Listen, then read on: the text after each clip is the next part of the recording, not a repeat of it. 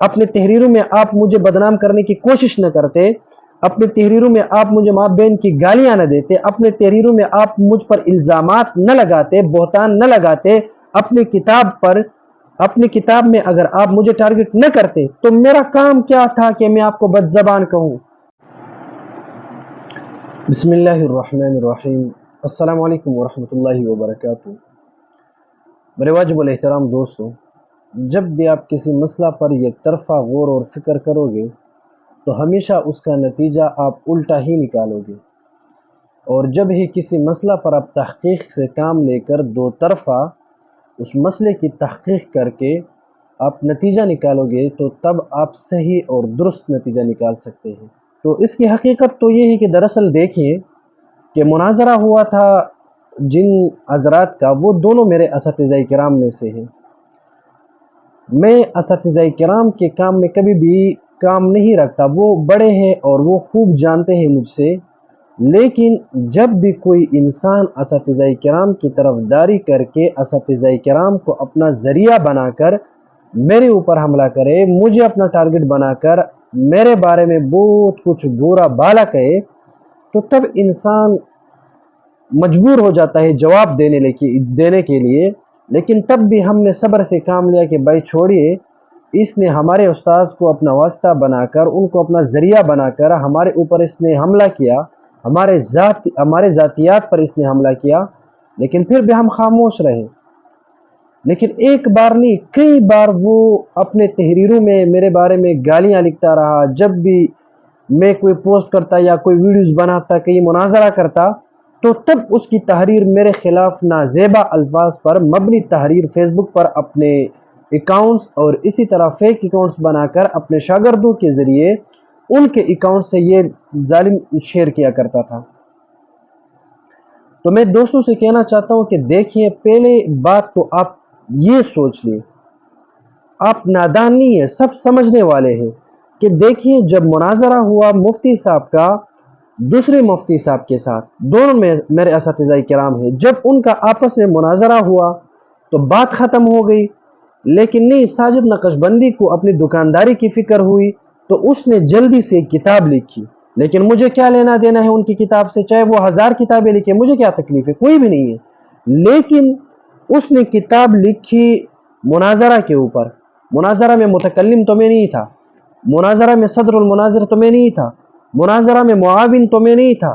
اس کے باوجود، سب کچھ جاننے کے باوجود اس نے اپنی کتاب کے ابتدائی صفحات پر میرے خلاف کچھ لکھا ہے۔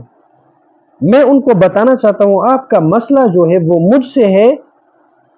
کوئی ذاتی مسئلہ ہے، کوئی ذاتی دشمنی ہے آپ کے مجھ سے، مجھے ظاہری بتا دے کہ بھائی مجھے آپ کے ساتھ دشمنی کرنی ہے یا آپ کے ساتھ میرا کوئی ذاتیات ہے تو میں بھی سوچ لوں گا۔ لیکن جب آپ کا میرے ساتھ کوئی کام ہی نہیں ہے، آپ مجھ سے بڑے ہیں، تو آپ کو یہ کیسا مناسب لگتا ہے کہ بھائی آپ اپنی ہر تحریر میں میرے خلاف کچھ لکھیں اور اپنی کتابوں میں میرے خلاف آپ لکھتے رہیں؟ میرا سوال یہ ہے کہ بھائی دیکھیے، میں نے ساجد خان کو بد زبان کہا تو لوگوں میں یہ خبر اس طرح پھیل گئی جس طرح جنگل میں آگ پھیل جاتی ہے، لیکن ساجد خان نے اپنی کتاب میں میرے خلاف کچھ لکھا، وہ کسی نے نہیں دیکھا۔ ساجد خان نے اپنے فیس بک آئی ڈیز پر میرے خلاف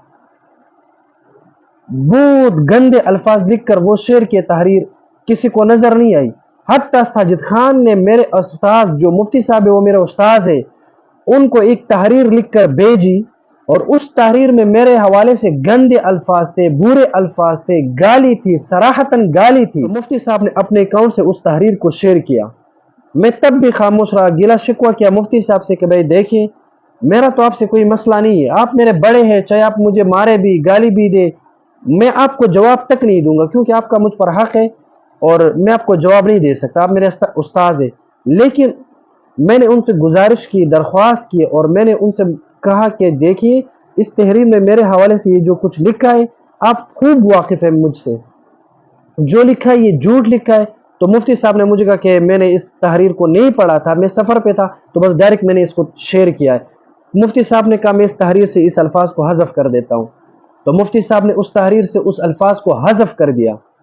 تو اب میں آپ دوستوں سے کہنا چاہتا ہوں کہ دیکھیں، साजिद नामी बंदे ने जब किताब लिखी मसले करामात पर, तो इस करामात में बीच में मैं कहां से आ गया? मेरे ऊपर क्यों लिखाई की? मुझे क्यों टारगेट बनाया गया? मैं क्या करामात हूं या मैं मुफ्ती साहब हूं? क्या आप बीच में बार बार मुझे टारगेट बनाकर मेरे ऊपर लिखते हैं? तो जब आपने मेरे ऊपर कुछ लिखा, मुझे गाली दी और बदजबानी की और इसी तरह बहुत सारे बातें हैं कि वो बयान करना तो इंसान अपनी ज़बान पर ला भी नहीं सकता। इसके अलावा मैं उससे भी खूब वाकिफ़ हूँ कि आप लोगों ने मशवरे के तौर पर एक तालिबुल इल्म को, जो बेचारा अलिफ बा पढ़ने के लायक नहीं था, उसको आप लोगों ने राज़ी करके फिर मेरे बारे में उनको एक तहरीर लिख कर दी जो हफ्ते भर वो याद करता रहा। उसके बाद आप लोगों ने उस बंदे को आप लोगों ने ट्रेनिंग दिया कि भाई आपने इस अंदाज में, इस तरीके से ये अल्फाज अदा करके इसको टारगेट बनाकर इसकी ज़ातियात के हवाले से आपने गाली देनी है। तब उस बेचारे ने मुझे गाली दी, उसने वीडियोस बनाई, और वो गाली कैसी थी, खुदा की कसम कि एक जाहिल अनपढ़ वो भी अपने मुंह से वो गाली नहीं निकाल सकता। ठीक है, तो इस सब पर हमें खामोश रहा कि आपने तो अपने मदरसों में, हत्ता कि इतनी कोशिश इस जालिम ने की कि मेरे उस्ताद के मदरसे में इसने एक तालिब इल्म को तैयार किया, वो जिसके जरिए तैयार किया गया वो भी मुझे मालूम है, लेकिन हम सब्र से काम लेते। उस तालिब इल्म ने मेरे खिलाफ जो अल्फाज कहा, मेरे माँ बहन की गाली दी, उसने मुझे पूरे ख़ानदान की गाली दी, उसने मेरे तमाम असातिज़ाए किराम, पीर साहब मोहतरम के हवाले से, इसी तरह हमारे दीगर जो असातिज़ाए किराम है मुफ्ती साहब के अलावा, उन तमाम लोगों के हवाले से जो नाजेबा गाली उन्होंने दी, तब भी मैं खामोश रहा। उस वीडियोस पर मैंने एक लफ्ज तक और एक हर्फ तक नहीं लिखा। मुझे पता था कि भाई इसके करने से उलमा की इज्जत ज्यादा नहीं होती बल्कि कम हो जाती है, लेकिन वो वीडियो भी छोड़ो, वो तहरीर भी छोड़ो, इसी तरह अपनी तालिबिल इल्मों को दर्स के दौरान मेरे हवाले से जो बातें आप लोग करते हैं कि भाई आप लोग, मैं इससे भी वाकिफ हूं कि आप जितने मेरे जो साथी थे, जितने मेरे दोस्त थे, आप लोगों ने उनको धमकी दी, उनको डराया, बाज दोस्तों को आप लोगों ने अपने पास बुलाया और उनको मेरे खिलाफ खड़ा किया कि भाई ये जो है ये अकेला रह जाए और इसी तरह डट कर कोई बात न कर सके। तब भी मैं खामोश रहा। मुझे दोस्तों ने आप लोगों की मैसेज भी दिखाई कि देखिए मैं हम मजबूर है, मुझे आप लोगों के धमकी से भी आगाह किया गया, लेकिन मैं खामोश रहा। आखिर किस हद तक आप गिरोगे? अब भी मैं कहना चाहता हूं, खुलासा ही कलाम यह है कि भाई देखिए, आपका मेरे साथ कोई इख्तिलाफ नहीं है और ना आपको मेरे साथ इख्तिलाफ रखने का हक हासिल है, आप मुझसे बड़े हैं।